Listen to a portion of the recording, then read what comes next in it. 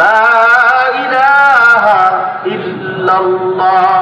কিয়ামতের মুসিবতের ময়দানে আল্লাহ পাক রব্বুল আলামিন ওই বান্দার চেহারাটাকে পূর্ণিমা চাঁদের মতো উজ্জ্বল করে উঠাইবেন। কোন সুবহানাল্লাহ।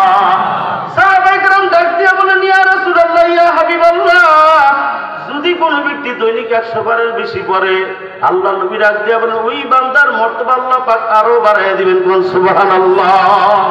এজন্য আল্লাহর হাবিব ফরমান, মানুষ যেই জায়গার মধ্যে বসে জিকির করে, এই জায়গাটা 7টা তবক জমিন নিচ পর্যন্ত আল্লাহ তাআলার নূরের আলোতে আলোকিত হয়ে যায়। ইমাম গাজ্জালী রাহমাতুল্লাহি আলাইহি বলেন, জিকির হচ্ছে ধর্মের মূল। মানুষ যখন নাকি জিকির করে, যেই জায়গার মধ্যে বসে জিকির করবে, কিয়ামতের মুসিবতের ময়দানে ওই জায়গা তার পক্ষে সাক্ষী দিবে। এজন্য বাবা, এখন আমরা আল্লাহ পাকের জিকির করব। আল্লাহ পাক ডাক দিয়ে, আল্লাহ নবী ডাক দিয়ে বলেন, আল্লাহ পাক রব্বুল আলামিন কিয়ামতের মুসিবতের ময়দানে ডাক দিবেন, আইনা ইয়া উলিল আলবাব, আমার বুদ্ধিমানেরা কই, আমার বুদ্ধিমানেরা কই। সাহাবায়ে কেরাম বলল, ইয়া রাসূলুল্লাহ, ইয়া হাবিবাল্লাহ, আল্লাহর কাছে আবার বুদ্ধিমান কে?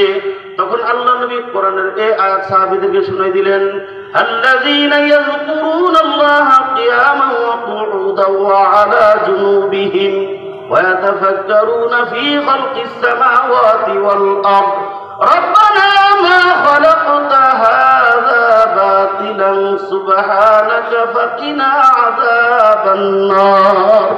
যে ব্যক্তি দাঁড়ানো অবস্থায়, বসা অবস্থায়, শোয়া অবস্থায়, সর্ব অবস্থায় মাওলা পাকের জিকির করে, এই ব্যক্তি হচ্ছে আল্লাহ তাআলার কাছে 1 নাম্বার বুদ্ধিমান।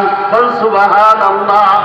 যে ব্যক্তি দুনিয়ার জিন্দেগিতে মানুষ হয়তো বা দাঁড়ানো অবস্থায় থাকে, অথবা বসা অবস্থায়, অথবা মানুষ শোয়া অবস্থায় থাকে, 3 অবস্থার 1 অবস্থায় মাওলা পাকের জিকির করে, এই ব্যক্তি তো অবশ্যই আল্লাহর কাছে 1 নাম্বার বুদ্ধিমান। কিয়ামতের মুসিবতের ময়দানে এই ব্যক্তিকে মাওলার চিনতে কোনো অসুবিধা হবে না। কথা ঠিক না ঠিক? আমার মাওলাই জাকিরিনকে নিজের কুদরতি হাত দিয়ে ধইরা আরশের নিচে মুতির মিম্বরে বসাই দিবেন। কোন সুবহানাল্লাহ।